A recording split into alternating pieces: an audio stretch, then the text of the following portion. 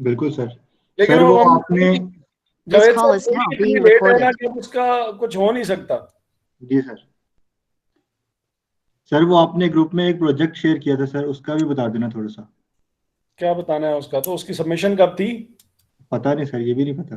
कमाल हो गया यार। सर हमें तो ये भी नहीं पता उसमें करना क्या है। करना क्या सर, आपने सिर्फ ये रखा प्रोजेक्ट बस। नहीं यार, वो सर आपने आज कहा था प्रोजेक्ट के बारे में बताऊंगा, उसके बाद फिर क्लास नहीं। वो क्विज भी है आज और असाइनमेंट भी है आपकी। तो प्रोजेक्ट में तो ये था क्या, वो केस स्टडीज मैंने फॉरवर्ड की थी, तो केस स्टडीज में मैंने कहा था कि ग्रुप अपनी मर्जी से बना लें। कितने बनोगे बनाने हैं वो उसका भी कोई मसला नहीं है, लेकिन ग्रुप्स बना लें और उसमें क्वेश्चंस एंड पे दिए हुए होंगे, उसके लिहाज से उसको वो करना था, उसका राइटअप जमा करवाना था। डेट भी मेरा ख्याल है कि मैंने उसके साथ बताई हुई ही थी। नहीं सर, नहीं बताइए आपने सर, हाँ, सिर्फ आपने आप लिखा नहीं था। सर, आपने कोई ऐसी इंफॉर्मेशन ना ही आपने ग्रुप्स का जहाँ तक याद है, और आपने सिर्फ वो प्रोजेक्ट भेजा था और आपने कहा था इसके बारे में डिस्कस करेंगे, लेकिन वो बाद में कुछ भी नहीं हुआ। ग्रुप के बारे में भी आपने कोई बात नहीं की थी वैसे, सिर्फ वो भेजा था फाइल और नीचे लिखा था प्रोजेक्ट बस। सर हमने भी समझा कि शायद आपका अपना कोई प्रोजेक्ट है, तो हमने भी कमाल हो गया, गुड यार।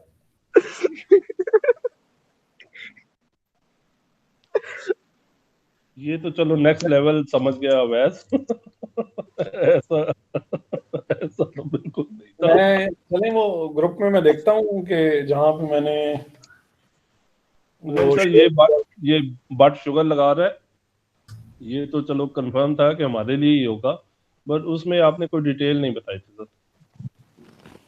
चले सर पेपर के बाद सबमिट करा देंगे। ये तो ये देखिए तुम लोग इतने करते हो ना कि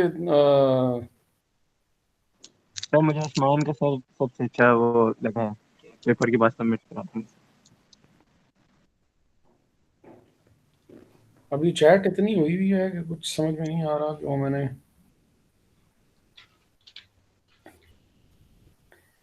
फाइल भेजी कहाँ थी। एक तो ये पता नहीं कहाँ से आप लोग वो पकड़ के ले आते हैं जो स्टिकर्स स्टिकर्स होते हैं, क्या होता है ये? स्टिकर सर जो भी है गंदे होते हैं बहुत, मींस जवेद साहब वाले। अब ये जो बातें बताई नहीं जाती हैं और ईमान नाल और ये जो है ये सारी और मेरा नाम ना ला देना, मैं हो जी गल्ला नहीं करता। नहीं, जब भी हमने सर आपका नाम नहीं बताया, सर ने वैसे ही उधर पढ़ लिया होगा। हाँ यार ये मैंने मुझे तो प्रोजेक्ट मिल ही नहीं रहा है। छो सर, आगे चलने हैं पढ़ दें। सर आप वैसे ही आज आखिरी क्लास है सर, आप आगे कंटिन्यू करते यार बहुत ही फजूल सेमेस्टर गुजरा है कसम से। आप बिल्कुल सही फरमा सही रहे बात है सर, हम हैं। और आप 200% बिल्कुल ठीक कह रहे हैं, हमें भी बिल्कुल ऐसे ही महसूस हुआ। सर चेक करें, ये तो नहीं है, मैंने ग्रुप में दोबारा भेजा है। भजन वो तो फाइल सर के पास भी पड़ी हुई है, वो चैट देख फाइल तो सर के पास भी पड़ी होगी सर। सर हमारी बात को कंफर्म कर रहे हैं, लेकिन सर मान ले मैं बोल रहा हूँ कि आपने वाकई कुछ नहीं बताया। अच्छा, बस sorry। एक ही लेवरेज बाय आउट, ये एक ही भेजा था मैंने। जी बिल्कुल, सर आपने सिर्फ एक फाइल भेजी हुई है और नीचे लिखा हुआ है आपने प्रोजेक्ट, उसके नीचे सिर्फ फिर दूसरे मैसेज स्टार्ट हो गए हैं।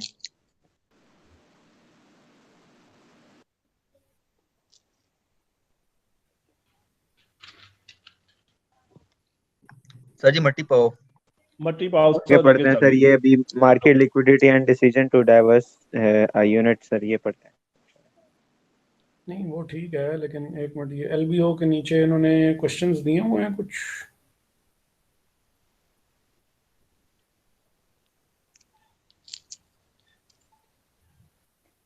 सर क्वेश्चंस भी नहीं है सर उसमें एंड में।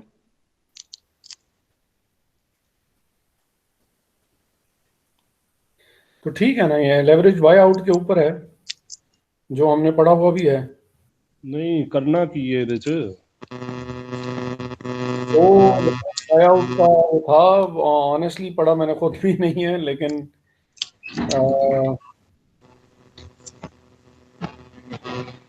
इसको इस तरह करें ना आज कि इसको एटलीस्ट एक दफ़ा सब पढ़ें और हम जुनेद से शुरू करेंगे। अगर जुनेद ने इसकी समरी ठीक बता दी तो चलो जुनेद को कुछ पास करने के बारे में हम सोच सकते हैं, कंफर्म नहीं, सोच सकते हैं। लेकिन अगर जुनेद ने आज इसकी समरी ना बयान की रात 12 बजे से पहले पहले तो जुनेद गया। क्या सर ख्याल है? इसकी जुनेद करेगा सर, ऑफर इंशाल्लाह अच्छा करेगा। सर इसकी सर इसको सर एज ए असाइनमेंट ले लें सर। यानी ये इसको ये एज एन असाइनमेंट ले ले आप लोग, तो एज एन असाइनमेंट नहीं ना, आप लोगों ने तो प्रोजेक्ट इसको वो करें, इसको एटलीस्ट पढ़ें। मैं भी इसको आज बैठ के पढ़ता हूँ और फिर इस पे वंस अगर आप लोगों ने इसको पढ़ लिया तो फिर हम देखते हैं कि इसमें से क्या क्या क्वेश्चंस निकाले जा सकते हैं और उसका आंसर किस तरीके से देना है। सर ठीक है सर ठीक है सर। सर ये आपको वॉइस मैसेज में सारी समरी बयान करके भेजनी है हाँ हाँ, सर रात 12 बजे तक। रात 12 बजे से पहले पहले। सर ये सिर्फ जो पैराग्राफ है ये इस पूरे का? जानू ये पूरी केस स्टडी है, तकरीबन 7 एक पेज की है ये। वो ग्रुप में शेयर हुई है जुनेद 12 हाँ ग्रुप में फाइल शेयर की है अभी उस्मान ने, लेवरेज बाय आउट के ऊपर। सर जी कल 12 का टाइम दे सकते हैं?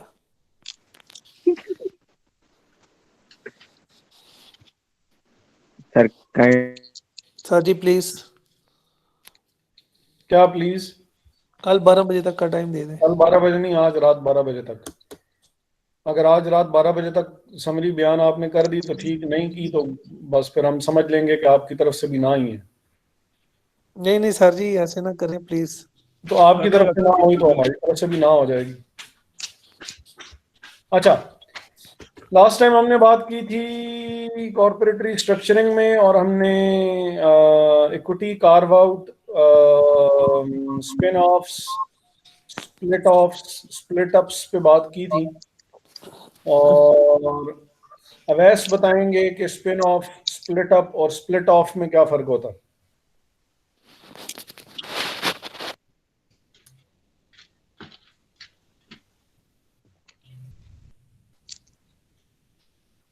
जी अवैस।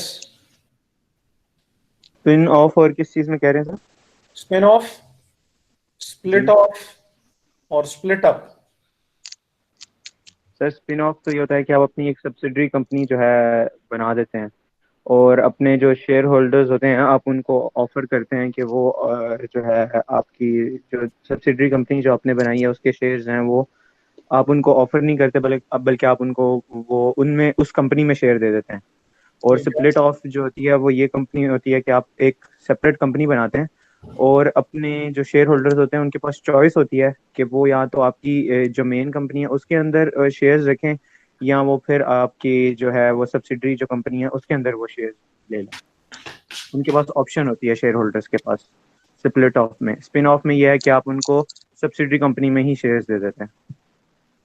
ठीक है, और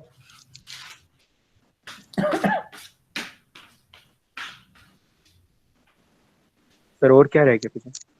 तो सर इनके पास ये भी ऑप्शन होता है ना, अगर वो सब्सिडरी कंपनी के शेयर्स को बाय करेंगे तो उनको अपने पेरेंट कंपनी के शेयर्स को देना पड़ेगा।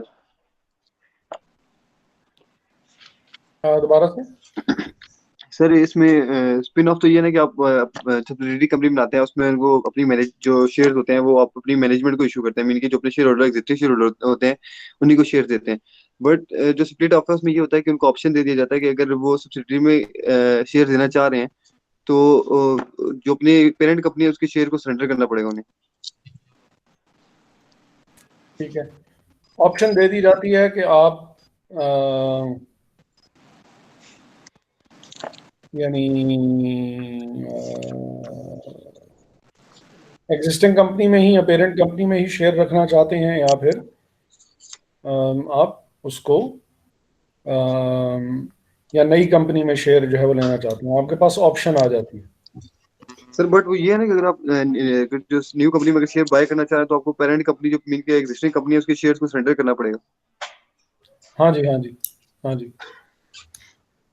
सर बाकी जो आप स्प्लिट अप का पूछ रहे थे वो ये होता है कि वो इंडिपेंडेंट कंपनी जो के तौर पर जो है एक आप अपनी कंपनी को दो पार्ट्स में मतलब डिवाइड कर देते हैं। वो उसका जो डिवीजन है वो इंडिपेंडेंटली रन कर रहा होता है, वो आपकी कंपनी के साथ जो है वो उसका लिंक नहीं होता कोई। नहीं समझ में आई मुझे, सर किसमें ये काम हो रहा है?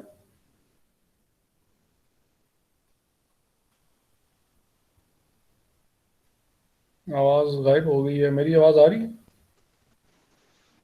जी सर आ रही है। भट्ट साहब की आवाज गायब हो गई। चलें, स्प्लिट अप में ये है कि the entire firm is broken up into a series of spin-offs. The end result of this process is that the parent company no longer exists, leaving only the newly formed companies, plural, एक से ज्यादा हिस्सों में वो distribute हो जाएगी जो आपकी पेरेंट कंपनी है। ठीक है,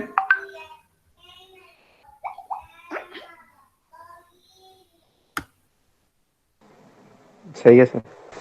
अच्छा। और जो स्प्लिट ऑफ था उसमें ये है कि आपके पास ऑप्शन होती है, और स्पिन ऑफ में ये है कि आपको न्यू शेयर्स इशू किए जाते हैं जो कि डिस्ट्रीब्यूट कर दिए जाते हैं स्टॉक होल्डर्स में।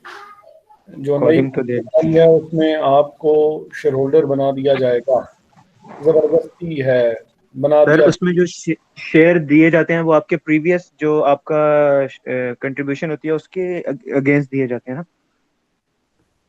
ऑन अ प्रोरेटा बेसिस, बिल्कुल सही है।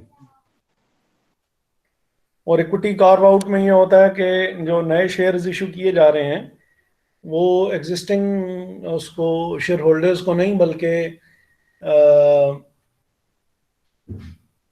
पब्लिक में वो शेयर जो हैं वो इशू किए जाएंगे, और पब्लिक जो है वो बेसिकली यानी कंपनी में कैश इनफ्लो होगा, क्योंकि जब आप पब्लिक में शेयर्स ऑफर कर रहे हैं, पब्लिक में शेयर्स इशू कर रहे हैं, तो ऑब्वियसली पैसों के बदले में करेंगे, और पैसों के बदले में कर रहे हैं तो पैसे जो है वो आपके पास आ रहे होंगे। तो ये बेसिक जो है वो चीज़ें जो कि हमने इसमें डिस्कस की थी। फिर हमने रीजंस डिस्कस की थी कि डाइवेस्टिचर्स की। डाइवेस्टिचर क्या था, ये हम पूछते हैं शहजाद से। क्या सर? डाइवेस्टिचर क्या था?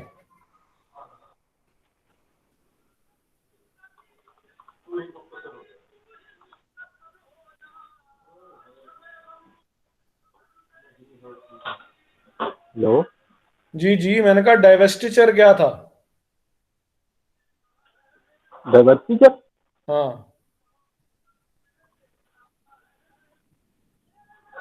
ये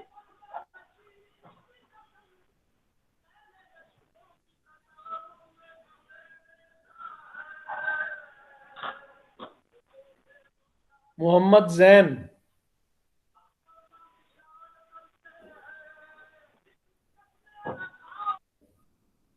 मोहम्मद जैन, यस सर। खाना तो नहीं खा रहे थे? नहीं नहीं, अच्छा, तो डाइवेस्टिचर क्या चीज थी? तो आप अपनी इन्वेस्टमेंट को पुल आउट करते हैं, मतलब वापस कर लेते हैं। बिल्कुल सही है। और इसमें जो मेन चीज थी वो ये थी कि आप पूरी की पूरी इन्वेस्टमेंट नहीं वापस निकाल रहे, पार्ट ऑफ द बिजनेस जो है वो पार्ट ऑफ द बिजनेस आप वापस निकालते हैं। हाँ। और उसकी रीजंस में हमने ये देखा था, दो हो सकती हैं, वॉलंटरी हो सकती है और इनवॉलंटरी हो सकती है। इनवॉलंटरी में तो ये था कि कोई कोर्ट या कोई अथॉरिटी ये कह दे कि बिजनेस को ख़त्म किया जाए, तो फिर ऑब्वियसली आपको उसको ख़त्म करना पड़ेगा। और जो वो है रीज़न जो वॉलंटरी है, वॉलंटरी में फिर ये है कि ऑब्वियसली आप अपनी चॉइस से वो चीज़ जो है वो ख़त्म करना चाह रहे हैं और अपनी इन्वेस्टमेंट जो है वो आहिस्ता आहिस्ता पुल कर रहे हैं। और रीजंस जो थी उसकी, वो एक ये poor strategic fit of the division है, रिवर्स सिनर्जी है, और फिर हमने इसमें ये भी बात की थी कि क्या parent company may want to move out of the particular line of business that it feels no longer fits into its overall strategic plan. तो आप अपने आप को एज अ टेलीकॉम लीडर पेश करना चाहते हैं, और आप जो है वो एजुकेशन सेक्टर में भी हैं सपोज, तो टेलीकॉम और एजुकेशन का कोई डायरेक्ट कोई लेना देना नहीं है, तो आप कहेंगे कि यार मैं यहाँ से अपने आप को पुल कर लेता हूँ, और हम यही पैसे जो है ये बेहतर तौर पे यूटिलाइज भी कर सकते हैं। रिवर्स सिनर्जी की भी फिर हमने बात की थी कि parts are worth more separately than they are within the parent company's corporate structure. अगर इसको हम वो कर दें, डिविजन्स सेपरेट कर दें, तो ज़्यादा बेहतर है कि एक तो चीज़ें आइडेंटिफाई हो जाएंगी कि कौन सी चीज़, कौन सा बिजनेस जो है वो कौन सा पार्ट प्रॉफिटेबल है, कौन सा कम प्रॉफिटेबल है, कॉस्ट जो होंगी वो आइडेंटिफाई हो जाएंगी, ट्रेस करना आसान हो जाएगा, जर्नल ओवरहेड्स को एलोकेट करना जो है वो आपके लिए पॉसिबल हो जाएगा कि यार किस वाले हिस्से को जो है वो एलोकेट किया जाए वगैरह वगैरह। तो पुअर परफॉर्मेंस थी वॉलंटरी, और ये था कि कैपिटल मार्केट फैक्टर्स की वजह से कि मार्केट शेयर को बढ़ाने के लिए, या मार्केट हमने जैसे उसमें भी, इसमें हमने उसकी बात भी की थी, एलबीओज की बात भी की थी कि LBO is kind of a different example, लेकिन बहरहाल कि मार्केट के किसी ऐसे सेगमेंट को वो टारगेट कर रहे हैं आप, जो कि अगर आप एग्जिस्टिंग कंपनी में रहते तो वो पॉसिबल नहीं था वो बेनिफिट्स हासिल करना। तो बाकी फिर ये liquidity of the market for corporate assets हैं, कैश फ्लो नीड्स हैं, अबैंडनिंग द कोर बिजनेस है।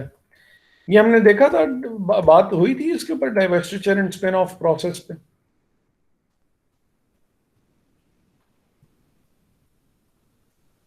नहीं सर, नहीं हुई थी। अच्छा जी, जो प्रोसेस है उस नहीं यार, हो चुकी है पहले। मेक अ डाइवेस्टिचर और स्पिन ऑफ डिसीजन, फिर formulate restructuring plan, sell the business, get the shareholder approval of the plan, और रजिस्टर द शेयर्स और कंप्लीट द डील। हो चुकी है बात इसके ऊपर। मुझे इसलिए याद है कि हमारा जो एक स्टैंडर्ड है अकाउंटिंग का, इंटरनेशनल अकाउंटिंग स्टैंडर्ड 10, उसमें भी रीस्ट्रक्चरिंग प्लान्स के ऊपर बात हुई हुई है कि अगर कोई वो हो जाए,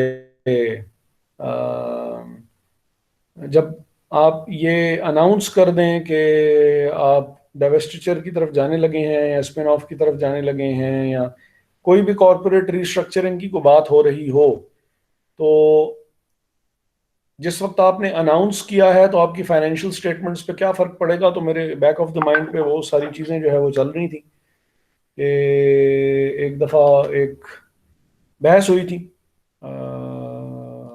एक स्टूडेंट थे, अच्छे स्टूडेंट थे, तो he was of the view के जो फाइनेंशियल स्टेटमेंट्स हैं उसके ऊपर डायरेक्टली इम्पैक्ट फ़ौरन ही आ जाया करता है। तो I was disagreeing with him, और फिर वो खैर बहरहाल मैं भी कहाँ निकल गया। तो वो बात बहरहाल जो है वो जो मैं कर रहा था तो एंड पे प्रूव वही होगी थी, लेकिन एनी हाउ तो मेरे बैक ऑफ द माइंड पे वो चल रहा था जिस वक्त के अनाउंस कर देना खाली, ये एक फेज है। उस अनाउंसमेंट की प्रैक्टिकल और प्रॉपर इम्प्लीमेंटेशन पे जब आप जाएंगे तो जिस वक्त निटिग्रिटीज में आप नहीं जाएंगे, 1000 बंदा आपके पास काम कर रहा है, 1000 में से कितने बंदों को आप रिलोकेट कर सकते हैं, कितने बंदों को फारिग करना पड़ेगा, जब इस डिटेल में जाएंगे, इस हद तक डिटेल में जाएंगे, कौन कौन से एसेट्स को रिलोकेट कर सकते हैं आप, कौन कौन सा एसेट ऐसा है जो कि गाड़ियां हैं, गाड़ी तो किसी भी बिजनेस में इस्तेमाल हो सकती है। सर बिल्डिंग्स हैं आपकी, बिल्डिंग power है, के हाँ, इक्विपमेंट, बड़ी चीजें ऐसी हैं, फर्नीचर है जो कि इस्तेमाल हो सकता है, तो क्यों उसको लेकिन बाज चीजें ऐसी होंगी कि वो यूज नहीं हो सकती। मसलन ये जो पता नहीं उसको डीएनजी कहते हैं कि पता नहीं क्या कहते होते हैं, वो जो ये नहीं आपने वो देखी हुई है जो न्यूज चैनल्स होते हैं, तो न्यूज चैनल्स की वो गाड़ियों के ऊपर ही उन्होंने वो सैटेलाइट वगैरह लगाई हुई होती है, उसको पता नहीं डीएनजी कहते हैं कि क्या कहते हैं, अब फिलहाल जहन से निकली हुई है बात। तो बहरहाल वो अगर तो आप मीडिया या उसमें वो हैं और आपने ये जो कवरेज करने नहीं पहुंच जाते सड़कों के ऊपर, एकदम कोई ना कोई ब्रेकिंग न्यूज होती है तो गाड़ी चला के माइक हाथ में पकड़ा होता है, हाँ जी तो आप बताएंगे क्या हुआ था, तो वो और वो लाइव कवरेज उसकी जो चल रही होती है, तो वो सैटेलाइट के थ्रू सारी कम्युनिकेशन हो रही होती है, उन तक भी पहुंच रही होती है, उनसे न्यूज चैनल तक भी बात जा रही होती है। तो अब ये एक ऐसा स्पेशलाइज्ड इक्विपमेंट है जो कि रिलेटेड उसी के साथ ही है। अगर आप मीडिया हाउस बंद कर रहे हैं अपना, तो फिर ऑब्वियसली वो चीज, वो जो डीएनजी है या जो भी उसको कहते हैं, एनजी, डीएसएनजी कहते हैं, यस। अच्छा, तो वो उसके अलावा जो है वो हो जाएंगी यूजलेस और वर्थलेस है, उसका कोई फायदा कोई नहीं है। तो यानी इस किस्म के जो एसेट्स हैं, फिर ऑब्वियसली आपको उसको सेल ऑफ करना पड़ेगा। फिर इसी तरह लोगों के साथ भी चक्कर है कि कौन सा बंदा जो है वो रिलोकेट हो सकता है, कौन, और आपने शायद अगर कभी सुना हो किसी जानने वाले आपके साथ, आपके जानने वाले के साथ ये काम हुआ हो कि जब यूं कंपनी बंद हो रही होती है तो कुछ को वो रख लेते हैं, रिटेन कर लेते हैं, कुछ को वो बिल्कुल फारिग कर देते हैं। तो उस केस में फिर ये है कि ऑब्वियसली उस बंदे को जब आप फारिग कर रहे हैं तो उसका जो भी रिटायरमेंट का जो भी हिसाब किताब होगा, अगर कोई प्रोविडेंट फंड वगैरह तो उसकी पेमेंट्स आपको करनी पड़ेंगी, प्रोविडेंट फंड की तरह की और चीज़ें जो है उसकी पेमेंट भी आपको करनी पड़ेगी, वगैरह वगैरह। सर इसमें वो सर इसमें ये एग्जांपल आ सकती है जैसे पीटीसीएल हुआ था। पीटीसीएल क्या हुआ था, पैदा हुआ था सर वो प्राइवेट हुई थी, जब सेमी हुई थी तो गोल्डन हैंडशेक कईयों को दे दिया था उन्होंने। हाँ हाँ नहीं भाईजान, हुआ था भाई, लेकिन वो जब इत्तसालात ने उनको परचेज किया था। जी सर ये वही बात कर रहा है, लेकिन वो परचेज सर पीटीसीएल पहले आई थिंक गवर्नमेंट की थी ना, तो फिर सेमी गवर्नमेंट हुई है ना। हाँ हाँ, तो कुछ स्टाफ इन्होंने कम किया था, तो इसी तरह इन्होंने कुछ जो एम्प्लॉइज मतलब कि जिनको किया है उन्होंने गोल्डन हैंडशेक दे के तो मतलब उनकी ख़त्म कर दी थी सर्विस।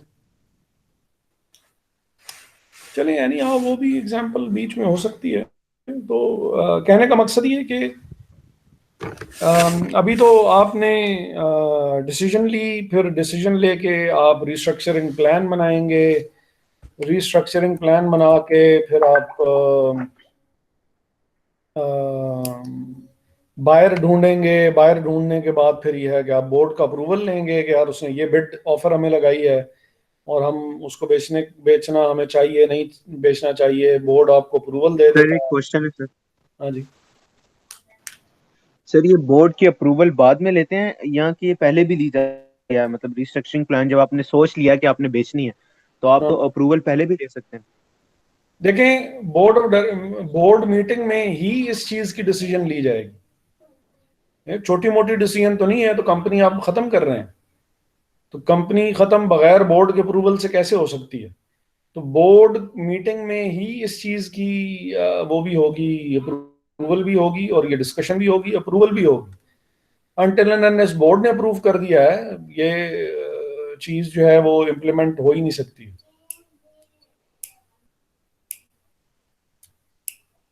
ठीक है, सर ये पाकिस्तान स्टील मिल्स की जो रिस्ट्रक्चरिंग कर रहे हैं, इसको आप कह सकते हैं?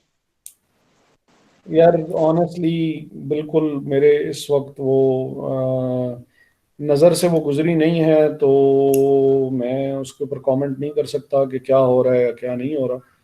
अगर आप कुछ बताएं, कुछ इनलाइट करें हमें कि क्या उसमें ये हुआ है है। कि उसको रिस्ट्रक्चरिंग करना चाह रहे हैं ना, तो उसके मुलाजमीन काफ़ी थे, उसको उन्होंने तकरीबन 10 एक दिन पहले गोल्डन हैंड चेक दिया है कुछ को, अगर कुछ लेना चाह रहे हैं तो लेके चले जाएं। इसके बाद फिर उसको पता नहीं, मेरे ख्याल में वो करेंगे, वो दो किसी को देंगे चलाने के लिए, कोई 55 गवर्निंग बॉडी आएगी। 100,000 दे रहे हैं उनको। क्या कर रहे हैं?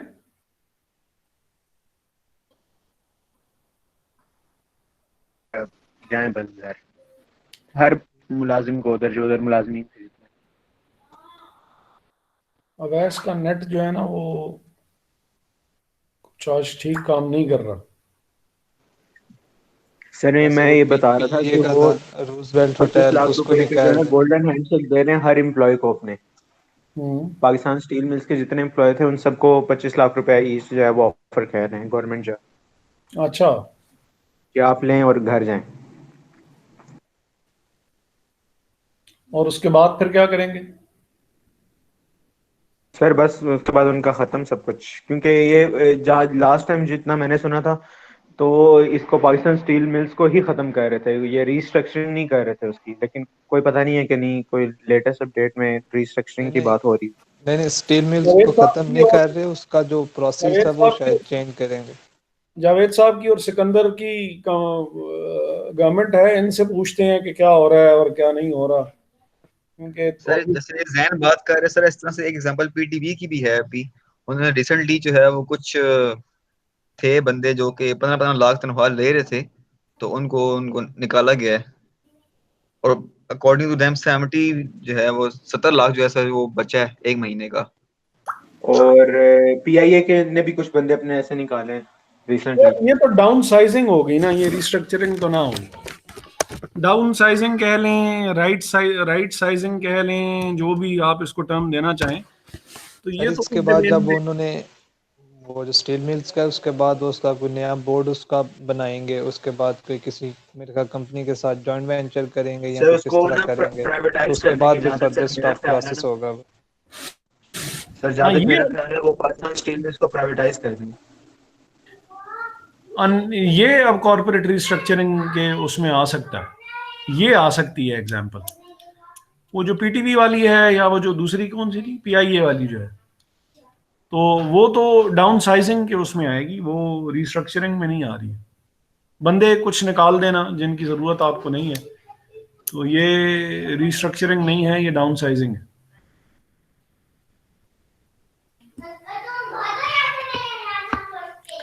और वो तो हमेशा से ही हमें पता लगता रहा है कि पाकिस्तान को हर डिसीजन के बदले में बहुत फायदा हो जाता है। गाड़ियां बेच के भी फायदा हो जाता है और भैंसे बेच के भी फायदा हो जाता है, और ये सारे फायदे तो हमें पता लगते रहे हैं पहले भी। क्यों सिकंदर?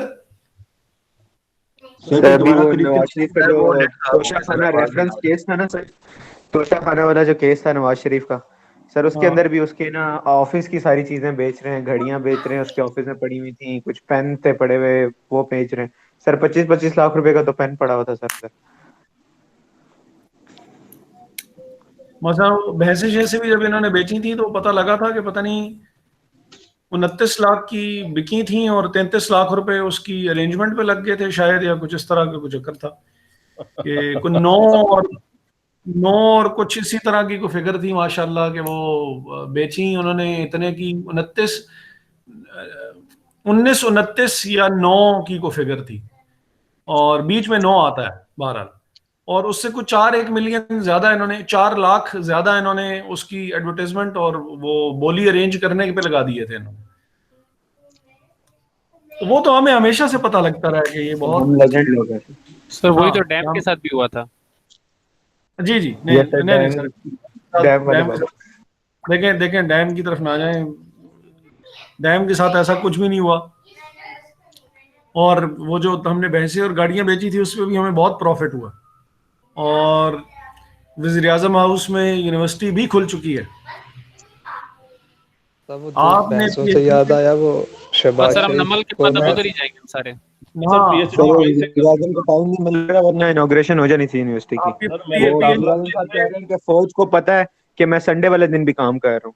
हाँ, मैंने PhD दाखिला ले लिया। PhD आपने वहीं से करनी है। मैंने सर दाखिला एडवांस में भी ले लिया, मैं वहीं से कर रहा हूँ इंशाल्लाह अगली कुर्सियां वहां की सर। हाँ, इंशाल्लाह। और वो गवर्नर हाउसेस की दीवारें भी गिर चुकी हैं, तो वहां पे चहलकदमी करने भी चलेंगे यार किसी दिन। अच्छा, वहां पे वैसे जाने देते हैं सर? जाने देते? हाँ हाँ। क्या वो दीवारें हट चुकी हैं या दीवारें मौजूद है अपनी जगह? दीवारें शिवारें तो खैर नहीं हटी, बट इन्होंने ना टिकट लगा दी है, अब टिकट के सुरंगें साथ बना ही दी हैं। लोग अंदर जाते हैं। अच्छा चलें फिर तो, टिकट लेके जाएंगे किसी दिन। अच्छा, फिर है रजिस्टर, वो जब ये सारा काम हो जाएगा और आपने कोई स्पिन ऑफ करनी है, इक्विटी कार्व आउट करना है, जो भी आपने करना है, तो उसके लिए शेयर्स रजिस्टर करवाने हैं आपने, और फिर डील जो होगी वो कंप्लीट हो जाएगी। तो इट्स अ 6 स्टेप प्रोसेस। फिर इसमें जो market liquidity and decision to divest a unit, तो इसको हम कर लेते हैं। अच्छा जी, various factors can motivate a company to sell a unit. One of the most obvious is poor performance, और मार्केट लिक्विडिटी। अब ये मार्केट लिक्विडिटी क्या है?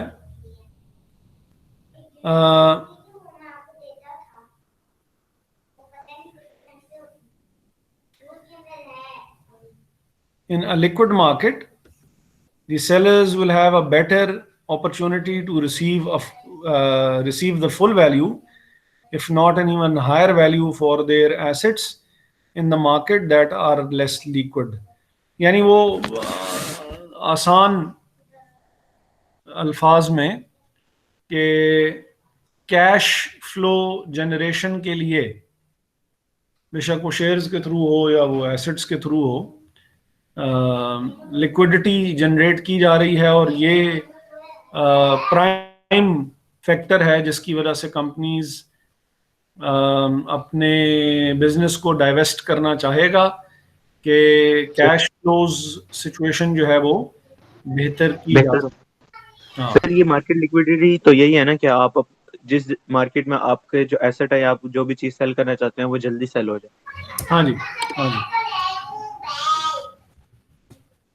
ऑब्वियसली जब वो बंदा बिजनेस बंद कर रहा होगा तो उस वक्त भाव ताव भी किया जा सकता है कि यार ये ऑब्वियसली अपना एसेट जो है वो बेचना चाह रहे हैं, और बिजनेस, अब वो उसकी रीजन जो है वो, यानी ये भी हो सकती है कि बिजनेस जो है वो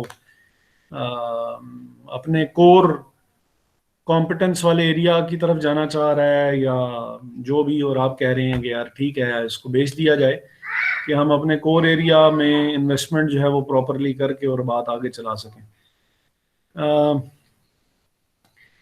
राउंड ट्रिप wealth effects हैं when a company announces an acquisition, in many cases the market response is negative. Negative market response क्यों हो सकता है?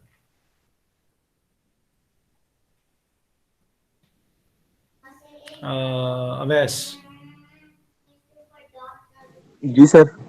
एक्वायर करने जा रहे हैं आप किसी बिजनेस को, मार्केट नेगेटिवली परसीव क्यों करेगी इसको? सर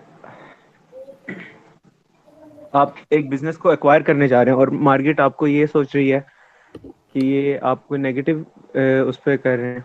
हाँ, क्यों ऐसा हो सकता है?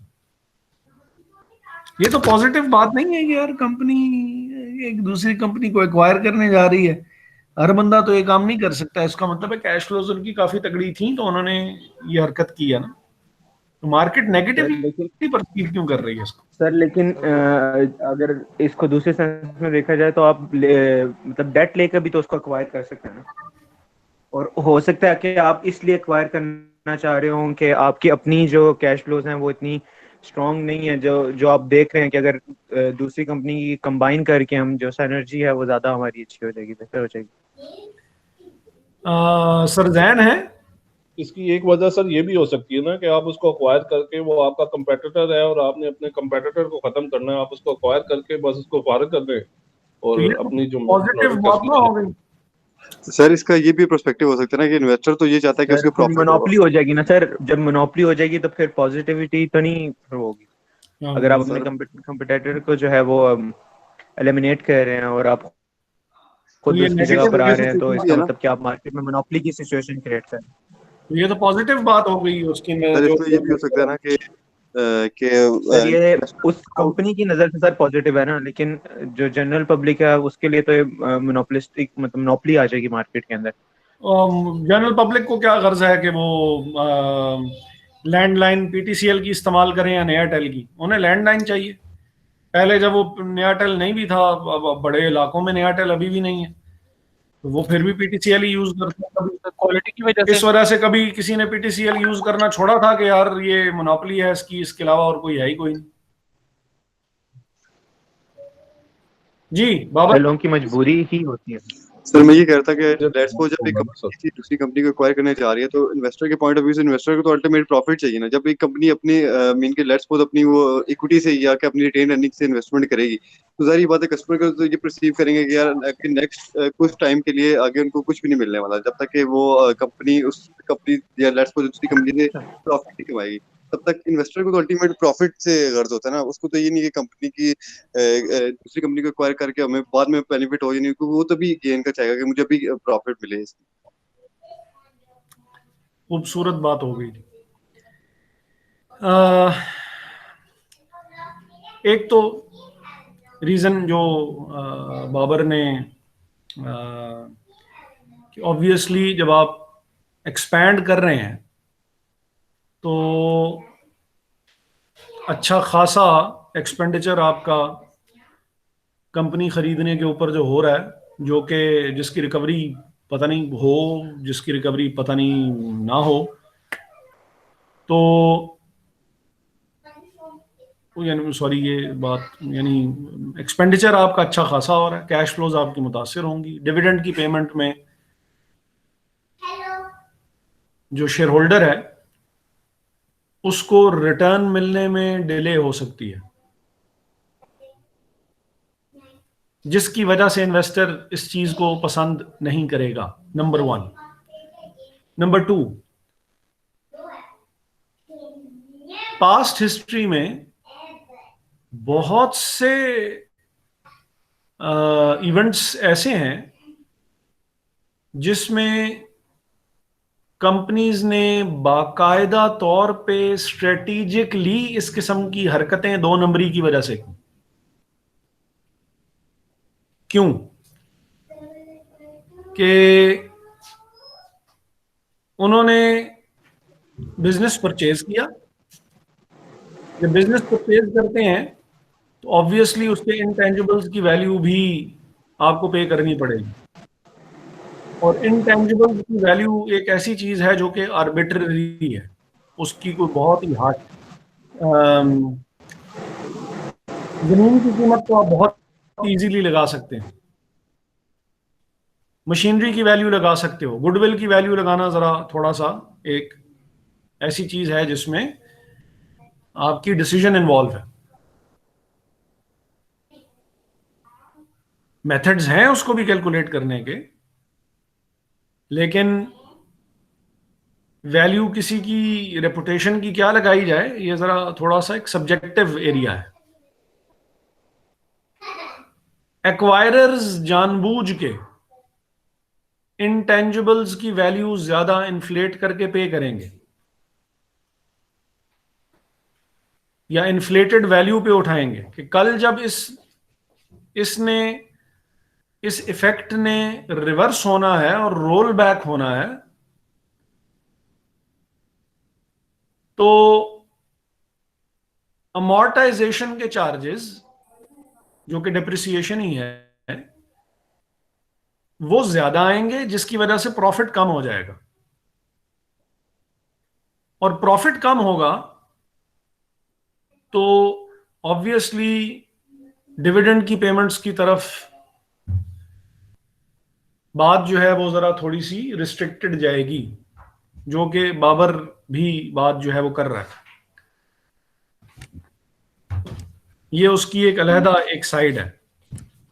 लेकिन सर ये तो एक पर्सपेक्टिव है ना, लेकिन प्रैक्टिकली ये तो मतलब नुकसान की तरफ नहीं जाएगा। देखें, आपने जो इंटेंजिबल्स हैं उनकी वैल्यू इन्फ्लेटेड लगा के आपने एक चीज महंगी खरीद ली, you never know you are going to achieve the profits out of it or you are not, you are going to face the मतलब losses.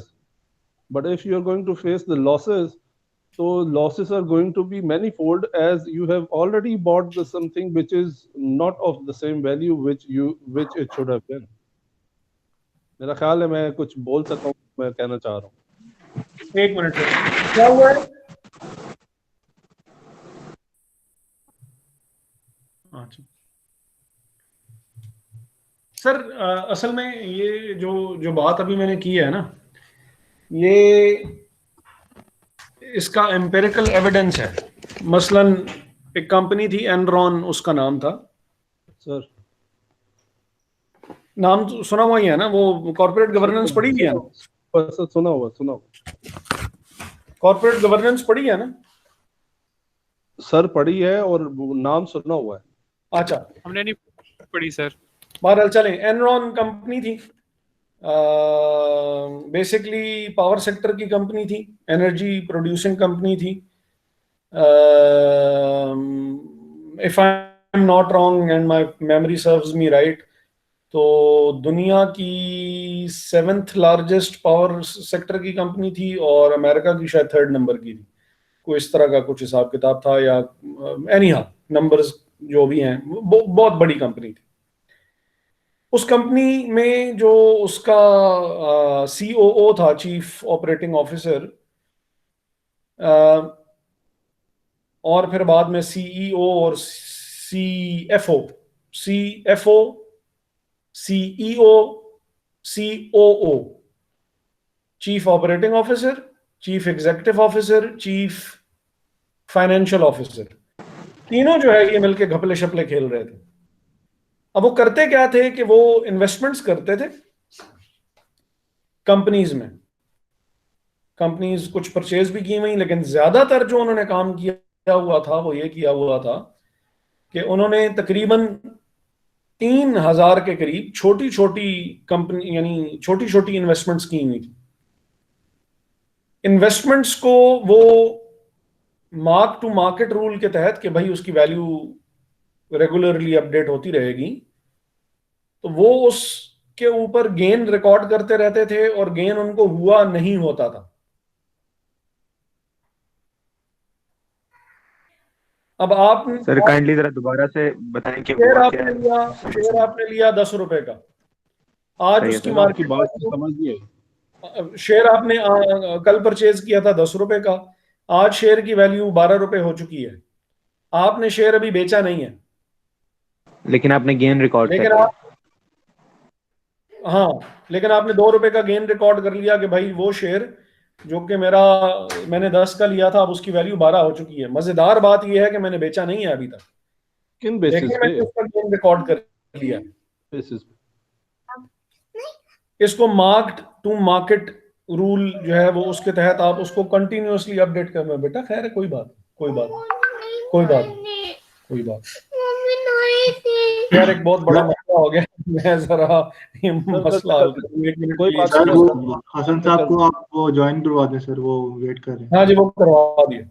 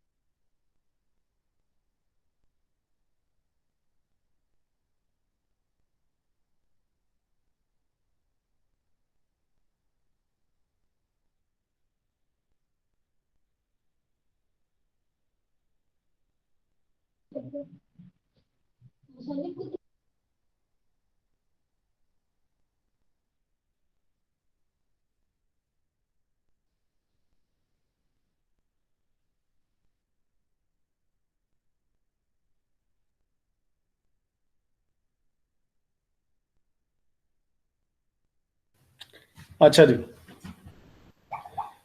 तो हम क्या बात कर रहे थे जिससे पहले एक दुनिया का बहुत बड़ा मसला आ गया। नहीं करो, नहीं करो, उसको बंद करो, नहीं बहन को तंग करो,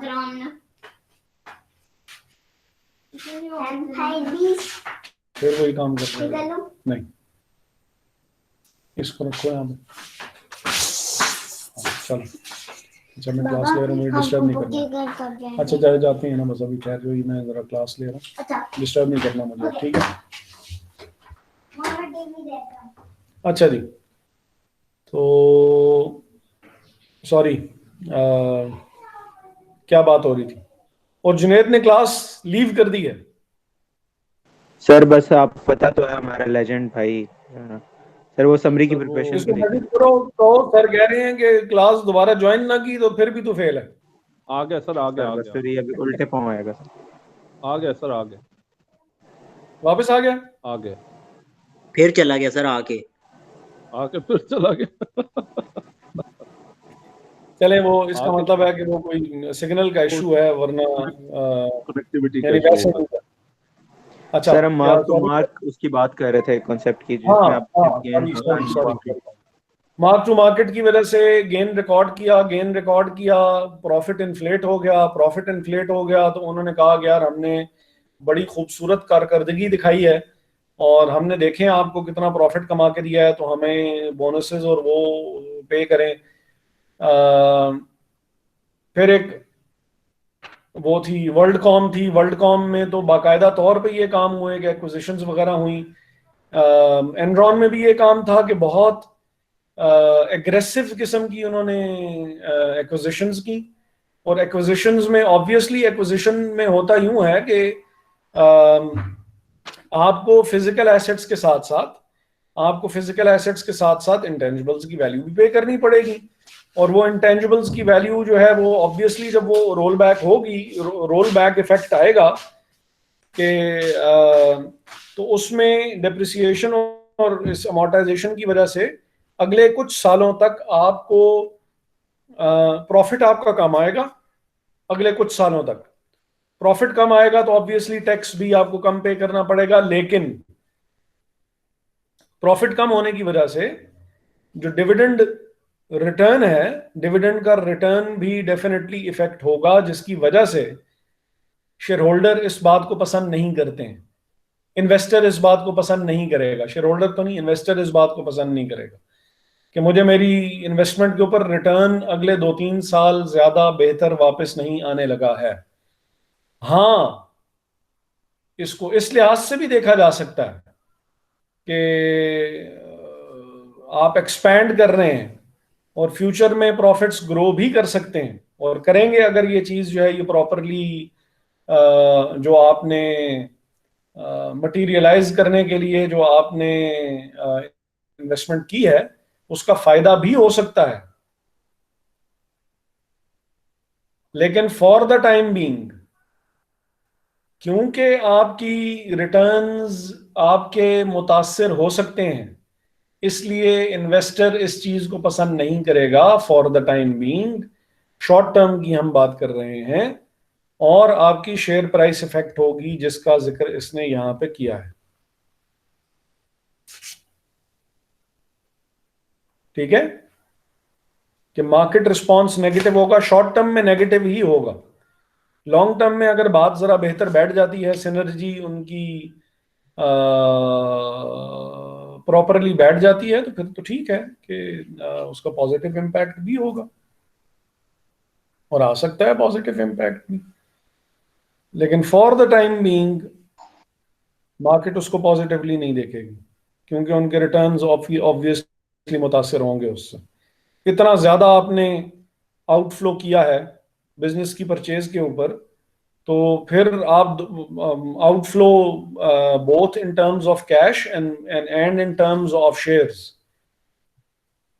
तो अगर डिविडेंड भी आप बहुत हैवी अमाउंट का पे कर दें तो कैश फ्लोज आपकी अच्छी खासी प्रॉब्लम में आ सकती हैं।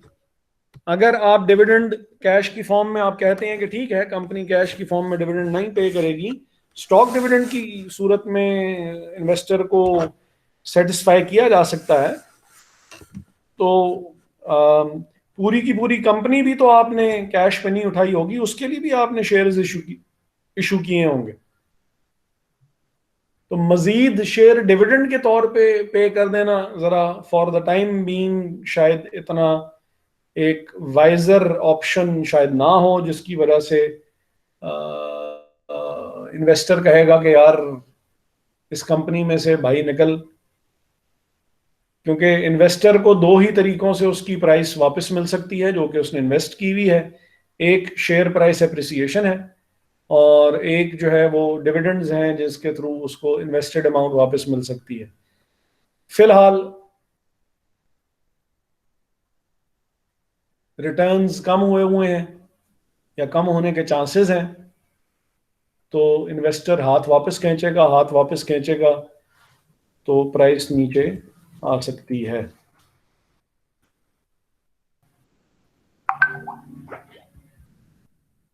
सॉरी,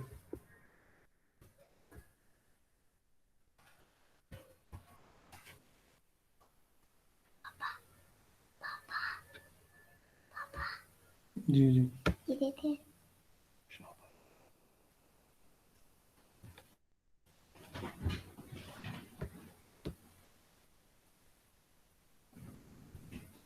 अच्छा जी, तो हमने देख लिए राउंड ट्रिप वेल्थ इफेक्ट्स हैं, wealth effects of sell offs हैं कि हाँ ऊपर सर एक छोटी सी चीज सर वो जो आप कंपनी की जो बिजली वाली जो कंपनी है उसकी बात कर रहे थे हम लोग, तो सर उनका बाद में अंजाम क्या हुआ था सर, थोड़ा सा उसके बारे में। किनका? सर वो जो CFO जिसमें CEO और वो सारे मिलकर जो है घपला कर रहे। एनरॉन जो थी, एनरॉन जी सर एनरॉन। हाँ वो एकदम वो हुई थी, बैंकरप्ट हुई थी और उसने लिक्विडेशन फाइल कर दी थी। अब वो उनके चैप्टर्स हैं, चैप्टर 9, 10 और 11 है। अब वो कौन से चैप्टर के थ्रू उन्होंने फाइल की थी ये मुझे एग्जैक्ट याद नहीं है, लेकिन उन्होंने बैंकरप्सी फाइल कर दी थी। सर चैप्टर 11 के थ्रू की थी और बैंकरप्सी फाइल हो गई थी, इनको वो भी हुई थी, कैद भी हुई थी और 25-25 साल की जुर्माने शुर्माने या वो बाकी तो चलो जो कुछ भी, और वो भी हुआ था। एक तो बीच में मर भी गया था, CEO जो था वो जेल के बीच में ही मर गया था मेरा ख्याल है। और जो वो थी आर्थर एंडरसन थी जो कंपनी थी, जो कंपनी नहीं ऑडिट फर्म थी जो कि इनका ऑडिट कर रहे थे, तो एक ये केस भी उन्हीं का था। फिर वर्ल्डकॉम का भी केस आर्थर एंडरसन ही उनको ऑडिट कर रहे थे, तो उसमें भी घपले निकल आए थे, वो भी बैंकरप्सी उसने भी फाइल कर दी थी, तो उनका लाइसेंस ही कैंसिल हो गया था। उसके बाद ये सर्बेन्स-ऑक्सली एक्ट आया है, उसके बाद पाकिस्तान में और बाकी उसमें कोड ऑफ कॉर्पोरेट गवर्नेंस के ऊपर बात हुई और कोड ऑफ कॉर्पोरेट गवर्नेंस आया। फिर पहले 2002 में पाकिस्तान में कोड ऑफ कॉर्पोरेट गवर्नेंस बनाया इन्होंने, 2013 में रिवीजन हुई उसकी, 2017 में फिर रिवीजन हुई, 2019 में फिर रिवीजन हुई है उसकी अभी लेटेस्ट। उसमें फिर ये है कि अब जेंडर डाइवर्सिटी की तरफ जा रहे हैं कि यार बोर्ड ऑफ डायरेक्टर्स पे बंदों के साथ साथ बंदियां भी होनी चाहिए और नंबर्स मिनिमम कितने होने चाहिए और वगैरह वगैरह। तो खैर wealth effects of sell-offs,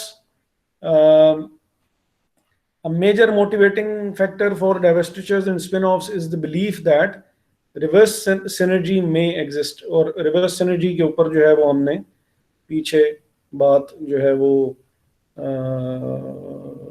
की हुई है कि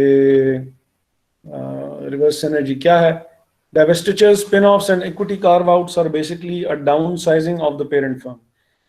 Therefore, the smaller firm must be economically more viable by itself than as part of the parent company. Chain of command आपकी जो है वो मसलन यानी चेन ऑफ कमांड कम छोटी हो जाएगी तो उसको मैनेज करना ज़्यादा आसान हो जाएगा। मसलन जब तक एपकॉम्स था तो चेन ऑफ कमांड शॉर्ट थी।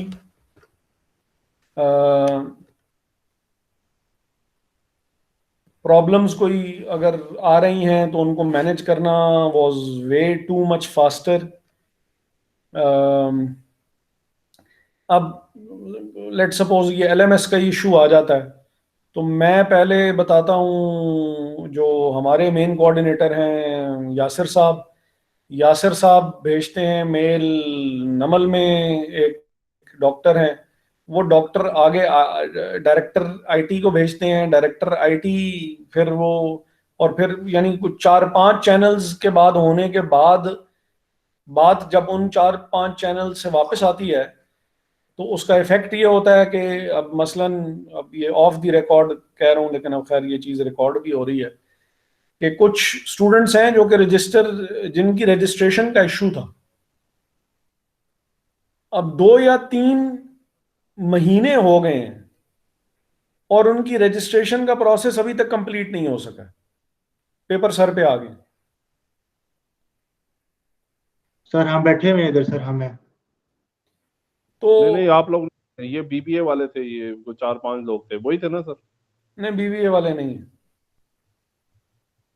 बीबीए वाले नहीं है और हैं बस। सर ये मेरे साथ भी हुआ था। है मेरे साथ भी ये हुआ था फर्स्ट सेमेस्टर में जब हमारे फाइनल्स करीब आए थे तब मुझे इधर से हेड ऑफिस से जो नमल इस्लामाबाद है यहाँ से कॉल आई थी कि जनाब आपकी रजिस्ट्रेशन फाइनली हुई तो आप फाइनल नहीं दे सकते तो आप आके यहाँ पे रिपोर्ट करें नमल इस्लामाबाद में।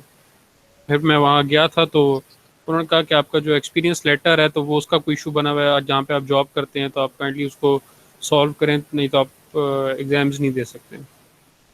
वो फिर मैंने उनको एक लेटर बनवा के हेड ऑफिस से दोबारा दिया। तो मतलब ये है कि फर्स्ट सेमेस्टर में फाइनल्स के करीब जाके फिर मेरा वो सारा इशू रिजॉल्व हुआ था जब मुझे वहाँ से कॉल आई थी, वरना मुझे एपकॉम्स ने इन्फॉर्म नहीं किया था इस बारे में। लेकिन वो तो हुआ यूँ होगा ना कि इन लोगों ने आइडेंटिफाई ही लेट किया होगा। ये भी तो यहाँ को बैठे हुए हैं ना लोग, वो भी तो शहजादे हैं, उन्होंने आइडेंटिफाई लेट किया होगा। आइडेंटिफाई जब सर पे पड़ी होगी तो उन्होंने कहा होगा यार नमल जाओ। यहाँ पे तो केस ये हुआ है कि मसला आइडेंटिफाई हुए वे तकरीबन कोई 2.5-3 महीने हो चुके हैं, मेल और रिमाइंडर्स को भेजे हुए कोई 1.5 से 2 महीने हो चुके हैं। अभी कोई हफ्ता पहले वो जो 1.5-2 महीने 2.5-3 महीने पहले की बात है, कोई हफ्ता पहले उसके ऊपर मेल आई कि जी ये उनकी सिस्टम आईडीज हैं जिनका आपने वो ज़मानों पहले जो आपने मेल भेजा था। तो मैंने कहा कि यार अच्छा इनका वो अकाउंट वगैरह बन गया है नहीं बना है क्या हुआ है, तो अब खैर बात बहुत ही कहीं आगे पीछे निकल गई है। लेकिन मसला यानी अगर ऑर्गेनाइजेशन छोटी हो तो उसमें ये है कि डायरेक्टली यहाँ से बात की कि यार जो कर्नल सगू साहब बैठे हुए हैं, सगू साहब इनको रजिस्टर कर दें। सगू साहब ने उसी वक्त पैनल आया और उनका जी यही है इनके रजिस्ट्रेशन नंबर है, बात खत्म हो गई। उन्होंने बताया डीन को, डीन ने बताया हमें, बात खत्म। अब ये है कि यहाँ से वो पहले वो अल्लाह मियाँ से 1.5 किलोमीटर दूर तक बात जाती है, वो फिर वो 1.5 किलोमीटर अल्लाह मियाँ के पास से फिर बात यहाँ तक आती है, तो वो उसमें इतनी देर लग जाती है कि वो सारा मेरी तो लिटरली ये छेड़ बन गई। मैं कोई किसी से कहूँ कि यार भाई आपका एलएमएस ये वो कहता था यार पहले उनके मसले हल करो। सर मेरा अभी तक वो सब्जेक्ट वो ऐड नहीं हुआ, मुझे याद आ गया। अब ये वाला मसला भी आपका खाली नहीं, वो तो मैंने उस दिन बात की है उनसे। वो जो कंसर्न टीचर है ना जो आपका जिनका सब्जेक्ट ऐड नहीं हुआ, सर उनको मैसेज करें, उन्हें कहें कि पार्टिसिपेंट्स में जाके मुझे सब्जेक्ट में ऐड कर लें। सर मैंने उनको भी कहा, मैंने अपनी जो क्लास की SCR है मुर्तज़ा, इसको भी मैंने उसी वक्त इन्फॉर्म कर दिया। मुर्तज़ा ने मुझे बताया था, मैंने डायरेक्टली उनसे बात कर ली थी कि वो अभी तक ऐड नहीं हुआ, उसको काइंडली ऐड कर लें, लेकिन वो टीचर के उसके ऊपर है, पार्ट पे। ठीक है सर। वो जस्ट उन्होंने लॉग इन होना है अपने उसमें LMS में, वहीं से पार्टिसिपेंट्स में जाके तुम्हें सर्च करके और तुम्हारी ईमेल अपनी प्रोवाइड कर दें उनको। मैं कर देता हूँ। ये मेरा ईमेल है जिससे मैं लॉगिन हुआ हूँ, वो उसी को ही सर्च में डालेंगे, आप सजेशंस में आएंगे और 1.5 से 2 मिनट की बात है वो। सर अगर वो टीचर कहें कि हमें पार्टिसिपेंट्स ही नहीं मिल रहे, मैं ऐड ही नहीं करना था फिर? नहीं, उसने बाकी ऐड किए हैं अगर टीचर, तो इसको भी ऐड कर सकते, या तो बाकी ऐड ना हुए हों तो चलें, कह भी सकते हैं, लेकिन अगर बाकियों को भी ऐड किया हुआ तो उसको भी कर लेना चाहिए। इसके साथ सर मैंने तो नहीं चेक किया उस पे। हैं? सर मैंने तो नहीं चेक किया LMS पे, टीचर ने ऐड किया हुआ नहीं किया हुआ। आपके सब्जेक्ट शो हो रहे हैं? देखा ही नहीं है। कमाल हो गया। वो पेपर LMS पे होने हैं। सर जिंदगी में LMS खोला ही नहीं कभी, क्या होता है LMS? वो पेपर LMS पे होने हैं। सर हो रहे हैं सर, इन सब के हो रहे हैं, मैंने सबका चेक किया, सबके हो रहे हैं, इसको जेल नहीं भी पता मेरा, लेकिन जेल भी मेरा हो रहा था सर। हाँ हाँ बेटा हो रहे हैं, परेशान। जावेद भाई, इनको आईडी पासवर्ड बताए भी हैं? हाँ इन सबको पता है यार, बस इसने खुद ही किया हुआ है और आई नो इसने किया हुआ है और इसको पता है, बस इसको ये नहीं पता कि वाकई पता है या नहीं पता। सही है। हाँ, लेकिन वो एक दफा ना सब आप लोग जी LMS सब चेक कर लेंगे। यूज करके देख लें कि वो ओपन हो रहा है, ओपन नहीं हो रहा, क्या इशू है उसके साथ, क्योंकि पेपर जो होना है वो होना LMS पे ही है, सबमिट भी वहीं पे ही होना है, तो वो फंक्शनल होना चाहिए आपका। अगर एन टाइम पे आप बताएंगे कि जी मेरा खुल नहीं रहा, तो उस वक्त फिर कुछ भी नहीं हो सकेगा। व्हाट्सएप का भी यूज किया जा सकता है? नहीं, और किसी का तो वो तो और किसी की उसमें हो जाएगा ना आंसर, या ये कह रहा सर अगर उस वक्त LMS नहीं चलेगा तो व्हाट्सएप की फैसिलिटी यूज की जा सकती है। नहीं सर SOPs में लिखा ना ये लोग एक्सेप्ट करने लगे हैं। भाई SOPs पढ़े ना सर, SOPs जरा पढ़े, उसमें लिखा हुआ है। सर सर सब में तो नहीं बताया होगा। WhatsApp is permissible where it is necessary.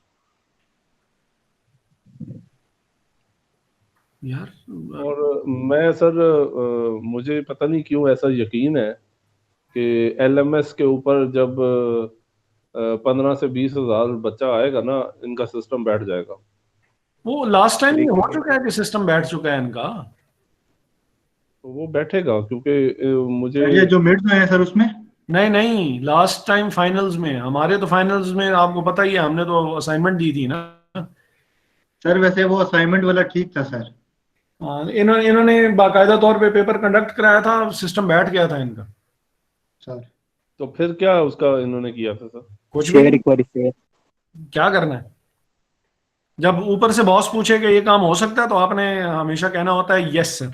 Yes sir, हो गया सर, बल्कि हो कंप्लीट गया हो सर। गया।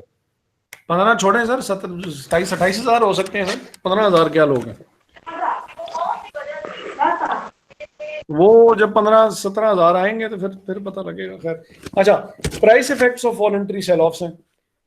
while there is a larger body of खैर जो भी है कि वॉलंटरी सेल ऑफ की अभी हमने खैर बात की भी है कि मार्केट जो है वो उसको पॉजिटिव तरीके से देखती है और एक्विजिशंस को नेगेटिव तरीके से देखती है, सेल ऑफ्स को जो है वो पॉजिटिव तरीके से देखती होती है। तो ये जैसे इन्होंने ये बनाया हुआ, shows an increase in stockholder wealth resulting from corporate sell-offs has a weighted average abnormal shareholder return of 1.2%. बाकी ये फिर खैर इफेक्ट ऑफ बायर्स है, ये वही चीज उन्होंने भी बात की हुई है कि corporate governance on sale offs है कि managers may be reluctant to sell off a unit, especially if they played a role in the acquisition. The sell-off ends up in being an admission of a mistake, which is something that many managers are reluctant to do. Or companies with more independent boards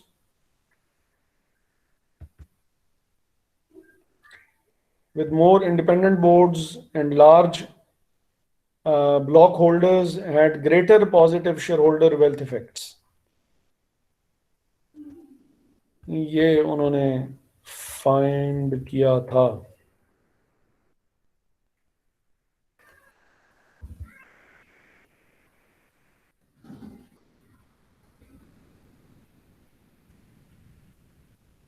बाकी ये जो हैं ये चीजें हम खैर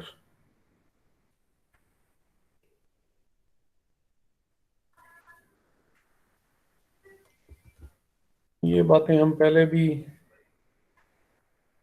हाँ, ये tax treatment off spin off हम जरूर देख लेते हैं. बाकी जो बातें हैं वो हम डिस्कस पहले से कर भी चुके हैं कि one of the major advantages of a spin off over an outright divestiture is that spin off may qualify for tax free treatment. अब ये बाहर है, हमारे यहाँ पे सिचुएशन क्या हो वो डिपेंड करती है कि टैक्स की ट्रीटमेंट इसके बाहर के लिहाज से उन्होंने बताया हुआ है कि जब स्पिन ऑफ होती है कंपनी तो स्पिन ऑफ जो है वो टैक्स फ्री. हमारे यहाँ पे भी सिचुएशन मोर और लेस सेम ऐसी ही है, क्योंकि शेयर होल्डर्स को एक शेयर के बदले में दूसरा शेयर दिया जा रहा है. जो FBR है वो basically cash basis of accounting पे चलता है. पैसा आपको ट्रांसफर नहीं हो रहा, शेयर आपको ट्रांसफर हो रहा है.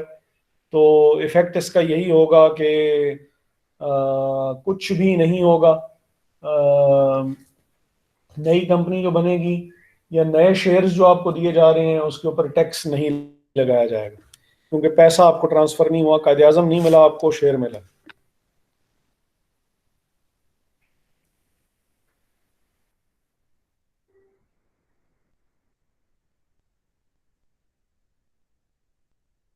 बाकी पर उसमें कंडीशंस हैं जो कि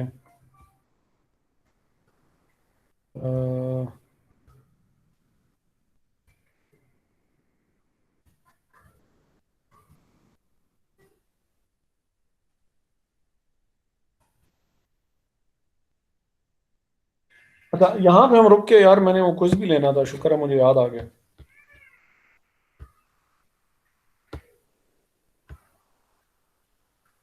अभी तक कितने क्विज हुए हैं हमारे? क्विज हो चुके हैं सर 4-5, बस आज रहने दें सर.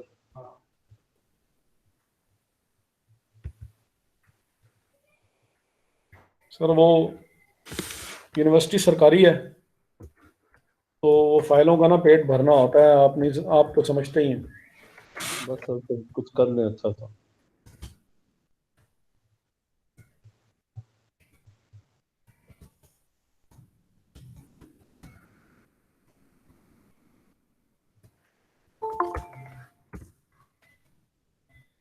ये कौन है? मुस्लिम वॉइस, ये कौन है भाई? जुनैद तो नहीं है? ये पूरी मुसलत उम्मा की आवाज है सर.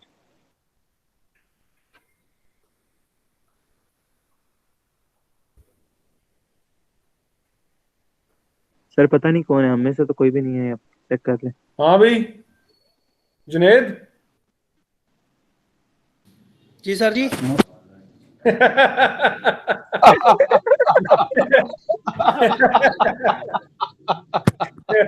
सर कसम से आपने बोले किया. सर जी क्या हो गया? देखिए नफ्स पे फौरन हाथ रखा है मैंने. Oh yes. सर जी बात सुने. फिर गायब हो गए थे भाई तुम. नहीं बात सुने ना. हाँ सर जी मैं कह रहा हूँ आपने वो बड़ा टेंशन में डाल दिया मुझे, अगर कल तक का टाइम दे दे प्लीज. मैं तुम्हें कह रहा हूँ कि तुम्हें आज रात 12 बजे तक मैं बता रहा हूँ, और ये मैंने इन सबको मैंने गवाह बनाया हुआ है. सर जी अगर वो बात आपकी ठीक है, यकीन करें सर, ऑफिस में बड़ा मसला था पिछले दिनों में, मैं बहुत अगर परेशान था तुमने सर। कल तक ना कर लेते, मैं जमा आपको रिकॉर्ड कराया करके भेज दूंगा। आज, अगर आज जमा ना कराया तो कंफर्म फेल हो। सर जी सर ये बात ऑन रिकॉर्ड हो रही है सर सर। कोई और टास्क ये तो अब रिकॉर्ड हो गई है बात।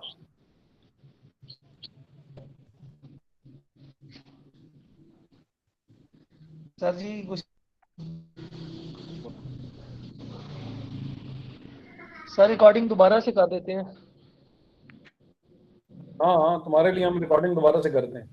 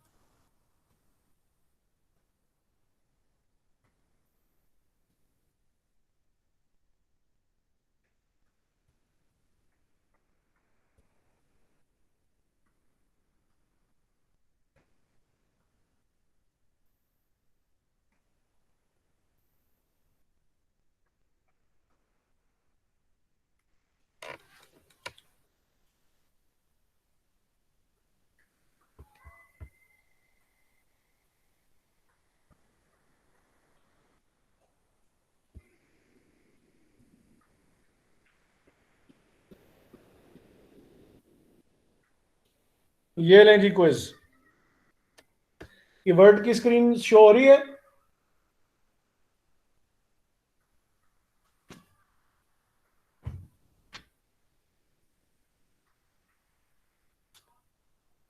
वर्ड की स्क्रीन शो हो रही है नहीं हो रही? यस सर, हो रही है। हो रही है सर। इसको इस तरह करें कि इसकी स्क्रीनशॉट लेके और ग्रुप में भी शेयर कर लें।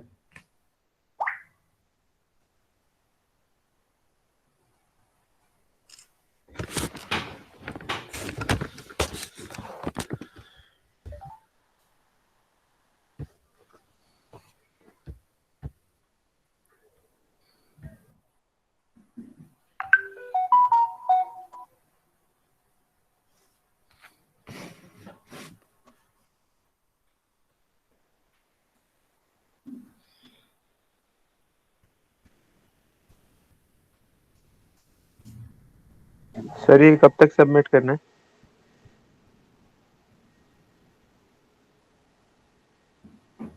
सर ये मतलब किस 15 दिन, मिनट। किस दिन सर? हाँ हाँ, हैंडरिटन मैं करना है बताता हूँ, सर। दिन भी बताता हूँ। 15 मिनट्स।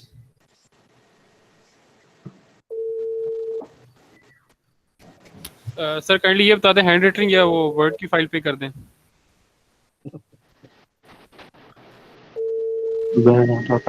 ना पूछा कर, इस किस्म के सवाल ना पूछा कर।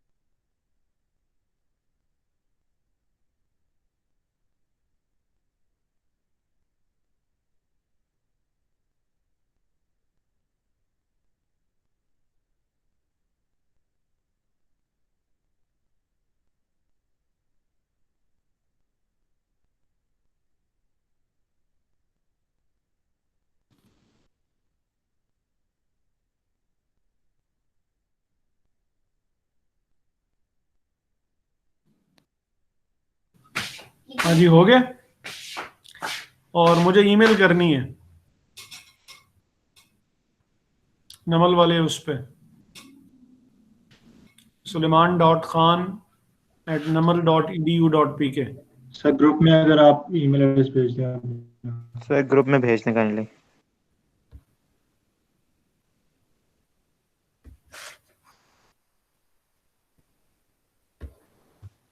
सर ग्रुप में ईमेल कर दें।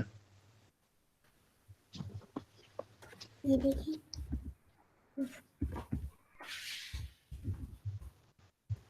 पापा, आपने इस अब ये देखा, ये सारा मिथ्या। These zebra, you what? Yo. Why are yo? Second. What?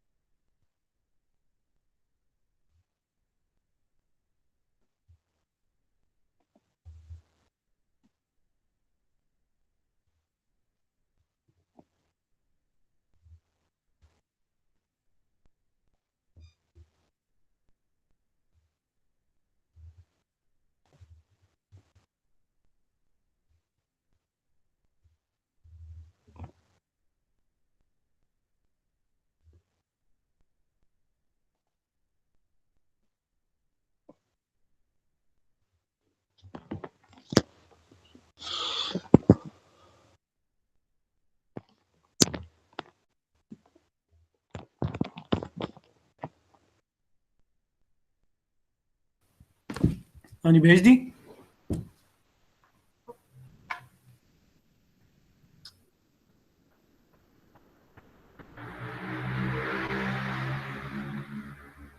Sir करने लगे ईमेल। अभी तक सिर्फ रियाज का क्विज है।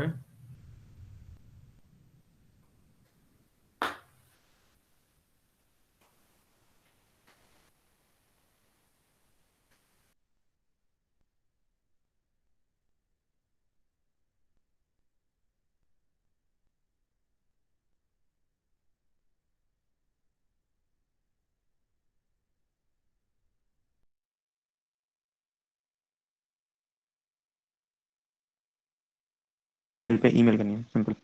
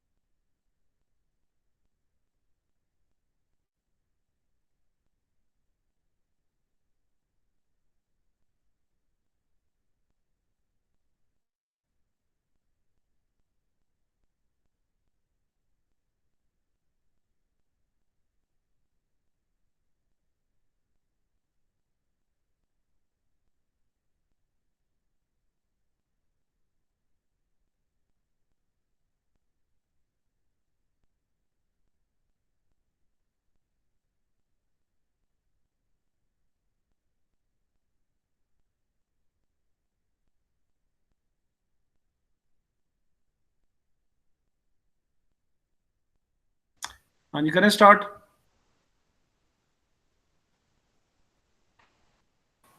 सर, जी जी। मैंने एक बात पूछनी थी। जैसे हम लोग आपने थोड़ी देर पहले बोला था हम लोग अपना पेपर एलएमएस पे करेंगे, तो जब हम लास्ट सेमेस्टर में न्यू न्यू यूज करना स्टार्ट किया था गूगल क्लासरूम या कुछ चीजें, तो फर्स्ट अटेम्प्ट में हमें उसका अपलोड में इशू था।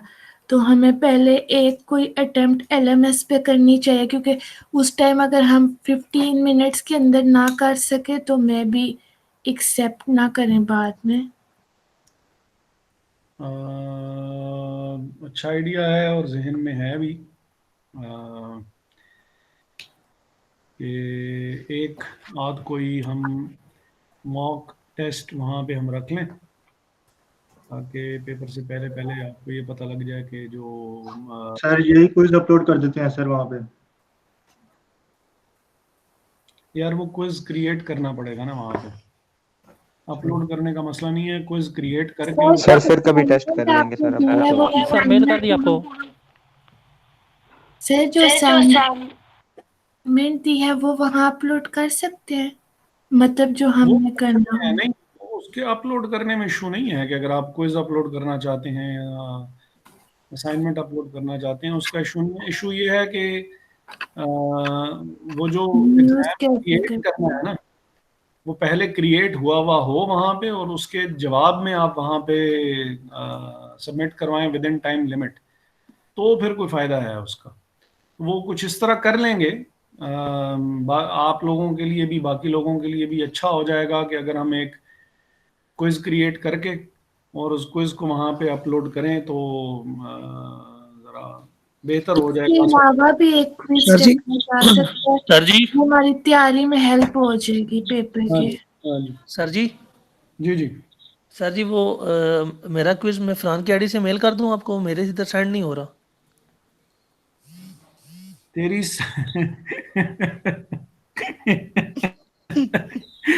सारी चीजें काम करना छोड़ रही है आहिस्ता आहिस्ता। बहुत खतरनाक बात है वैसे ये। समझा जावेद करें साहब, सर, बेचारे की शादी होने वाली है। जावेद साहब, इसकी एक एक करके सारी चीजें काम करना छोड़ रही हैं। कभी मोबाइल इसका काम नहीं कर रहा, मेल इसकी काम नहीं कर रही, और वो क्या कहते हैं कि गूगल मीट काम नहीं कर रहा सर था इसका। तो अभी समझ तो रहे हैं सर ना अब बात कहाँ टेक्नोलॉजी, जा रही है। सर जी, बिल्कुल मैं बिल्कुल पहुंच गया। मैं वही कहने लगा था कि अभी तो सिर्फ टेक्नोलॉजी काम करना छोड़ रही है, आगे आगे देखिए ये होता है क्या। सर जी भेज दूं, सर वो मैंने बताना था कि सर मैंने कुछ में नाम नहीं लिखा, कोई इशू तो नहीं है? सर जी भेज दूं। भेज दें, भेज दें, लिखा थैंक यू करेंगे सर। आप उसके ऊपर। नाम तो अपना लाजमी चले, आप तो भेज दिया आपने, लेकिन ये है कि वैसे नाम वगैरह जो है वो लिखा करें। Okay sir. अच्छा जी, इक्विटी कार्व आउट नजर आ रहा है? जी सर, बिल्कुल आ रहा है सर। अच्छा, ये हमारी आज की डिस्कशन का last topic.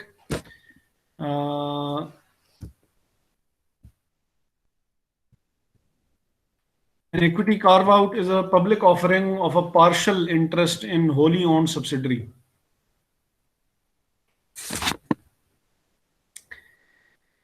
An equity carve out is a public offering of a partial interest in a wholly owned subsidiary. अब इसमें तीन बातें जो है वो उसने की हैं। नंबर वन, कि पब्लिक ऑफरिंग हो रही है। नंबर टू, ऐसी कंपनी में हो रही है जो कि होली ओन्ड सब्सिडरी है। यार एक बड़ी ज़रूरी कॉल आ रही है, तो अस्सलाम वालेकुम।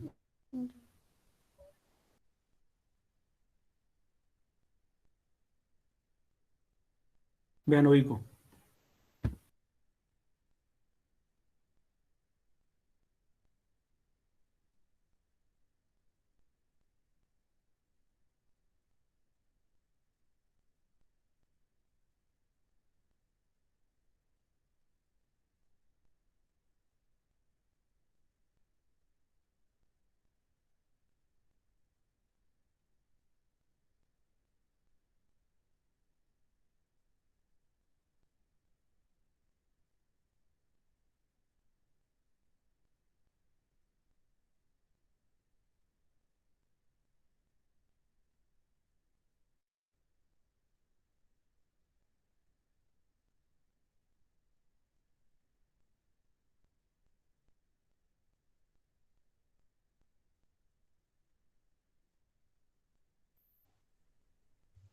तो सर ईमेल की या करनी, चेक कीजिएगा।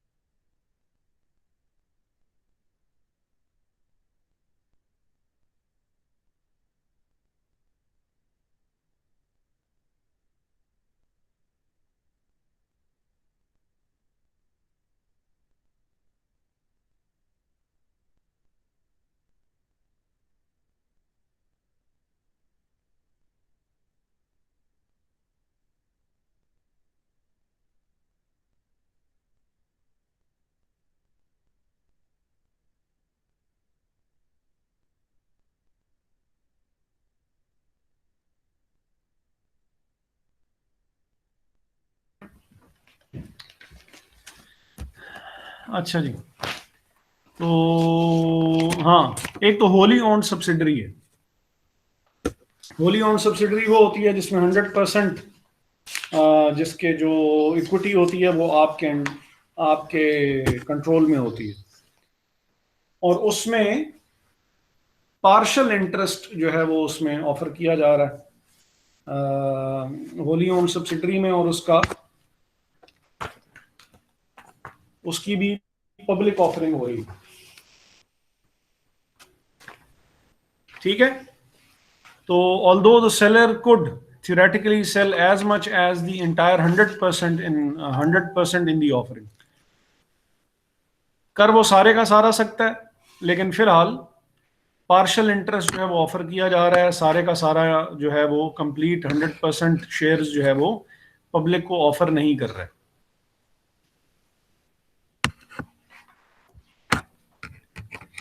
Usually, however, that is not the case, and only a partial interest is sold. खैर ये तो हम बात कर चुके हैं।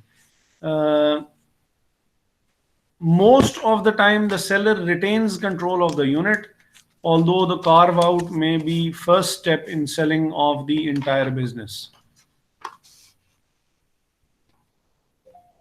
ये दूसरी important इसमें condition है।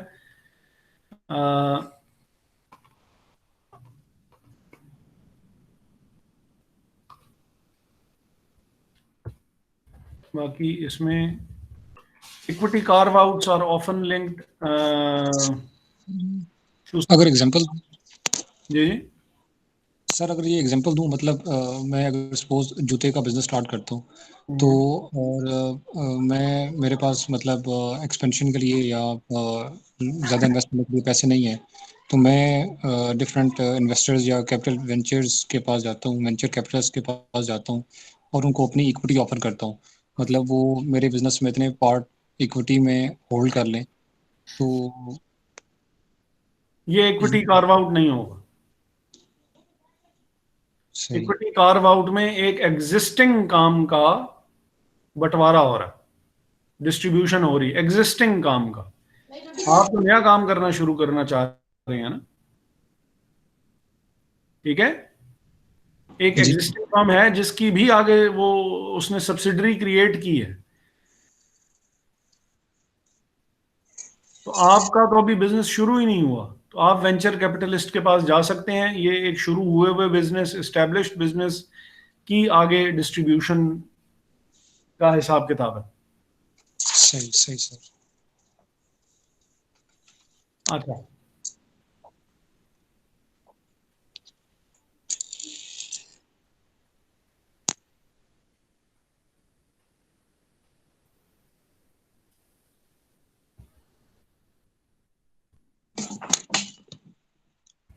ये एक और जरूरी बात कि equity carve outs are often linked to some subsequent event.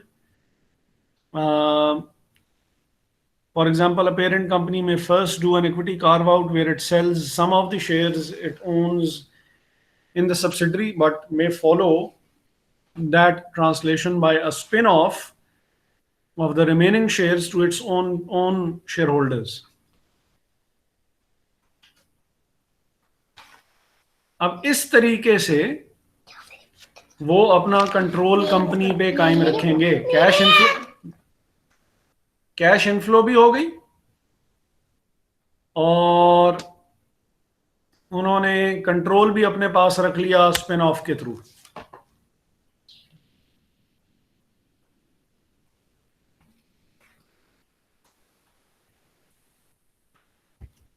जो अभी उसने थोड़ी देर पहले बात की थी।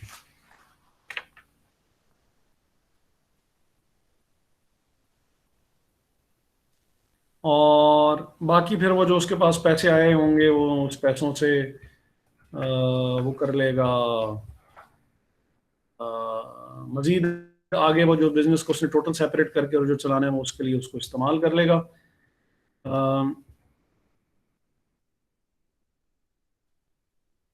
इसको खैर पढ़ लीजिएगा, बातें मेजॉरिटी वही हैं जो कि हमने पहले की हुई हैं। पेपर जो है वो जो मर्जी आ जाए। अब ज़रा कुछ बातें ऐसी हैं जो कि ऑफ